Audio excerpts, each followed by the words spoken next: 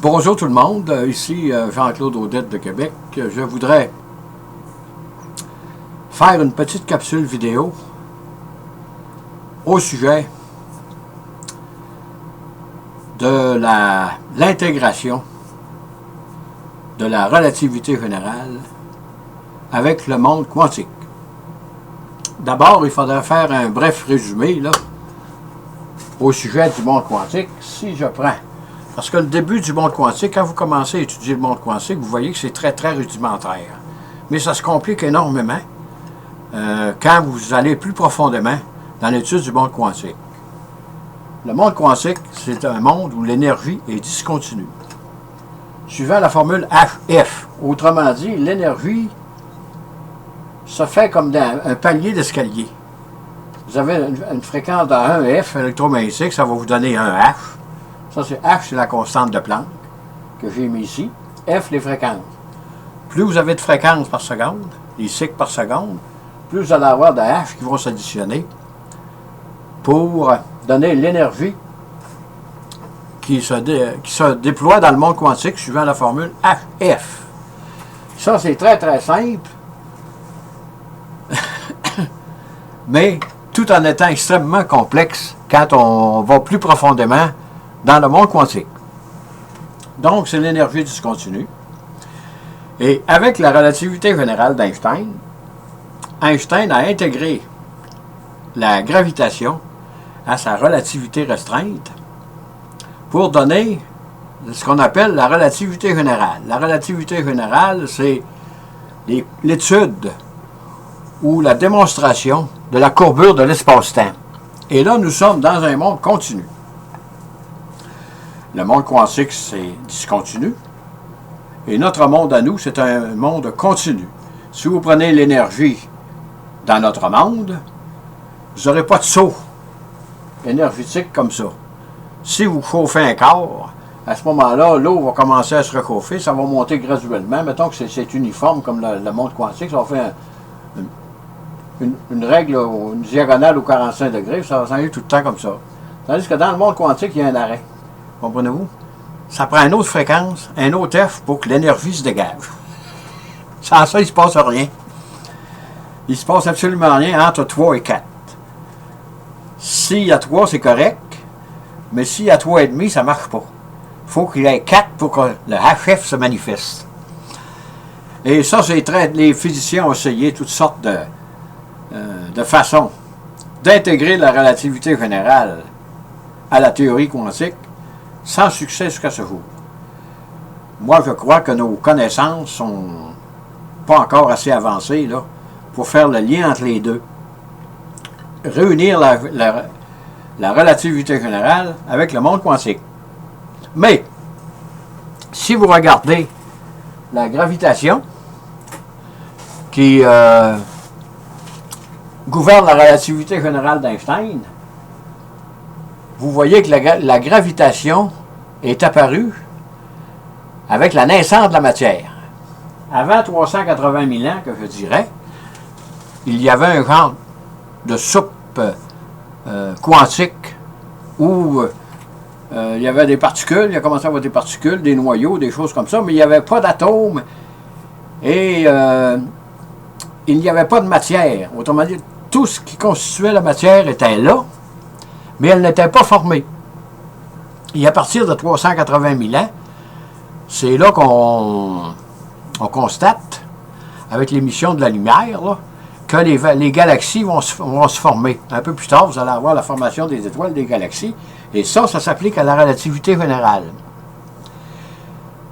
Et comment faire pour réunir les deux? Probablement que le nœud du problème doit se situer autour de 380 000 ans. Moi, je vois ça comme ça. Avant ça, on peut dire que dans les particules, l'énergie était de façon discontinue, et lorsque la matière a commencé à se former, l'énergie est devenue continue. Mais qu'est-ce qu'il y a entre les deux pour faire le passage de la relativité générale au monde quantique? C'est sûr qu'il existe de quoi? Parce que la relativité générale, la gravitation, vient du monde quantique, soit 380 000 ans après le Big Bang, entre 0 et 380 000 ans. C'est sûr que la gravitation vient de là. Mais comment le passage du continu au discontinu s'est-il effectué? C'est toujours un mystère. Et personne n'a pu expliquer ça. On a essayé avec la gravitation quantique, on a essayé toutes sortes de formules mathématiques très, très évoluées, mais on aboutit toujours à un échec. Et on dirait que la relativité générale est irréconciliable avec le monde quantique. Mais c'est certain qu'il y a quelque chose entre les deux. Entre la relativité générale d'Albert Einstein et le monde quantique, il y a quelque chose là, entre les deux, qu'on n'est pas capable, que nous n'avons pas trouvé encore probablement, là, parce que tout vient du début. Ça n'a pas été trouvé encore. C'est pour ça, moi, je me dis toujours, quand je fais mes capsules vidéo, là, c'est sûrement un jeune qui va trouver ça. Parce qu'ils n'ont pas d'idée préconçue, et quand ils commencent à étudier, peu importe dans le domaine où ils sont sont nouveaux dans le domaine, et ils n'ont pas d'esprit, disons, catalogué avec certains principes qui datent de plusieurs années avant eux. Et pour moi, c'est encore un mystère. Et pour beaucoup de physiciens, c'est demeuré un mystère, parce qu'il y en a de très, très brillants. Comme je disais, Lee Smalling, il a essayé d'intégrer la relativité générale puis avec la théorie des corps. Puis il n'a pas réussi. Il a même écrit un livre que j'ai lu dernièrement, là, L'échec de la théorie des cordes ou quelque chose de même. Là, parce que la relativité générale, actuellement, est incompatible avec le monde quantique. Mais c'est certain qu'il y a un passage autour des 380 000 ans après le Big Bang pour que la gravitation devienne continue. Et avant ça, il n'y avait pas de continuité, je dirais, dans la compréhension de notre monde. Donc, il y a un passage entre le monde quantique et la relativité générale d'Albert Einstein que nous n'avons pas encore trouvé, parce que essayer de quantifier la relativité générale pour tomber dans le monde quantique, c'est presque un non-sens, parce que la gravitation est constante. Elle s'exerce partout. Et dépendant de l'éloignement où vous êtes par rapport au corps qui crée la gravitation, bien là, elle va être moins forte, là, mais elle va toujours se manifester dans l'univers. Vous allez toujours trouver la gravitation. Autrement dit, la gravitation ne sautera pas que par escalier, comme la constante de Planck dans le monde quantique.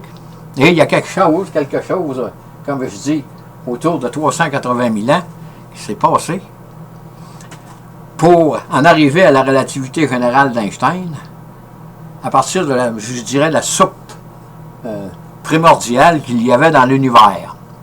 La création des galaxies, la création des étoiles, de toute cette matière s'est faite après 380 000 ans là, du Big Bang. Sur ce, je lance toujours un petit appel aux jeunes là, pour que finalement, un jeune, moi je suis convaincu que ça va être un jeune, là, trouve la façon d'intégrer la relativité générale d'Albert Einstein avec le trait d'union qui nous manque pour passer au monde quantique. Sur ce, je vous dis bonne écoute, merci et à la prochaine.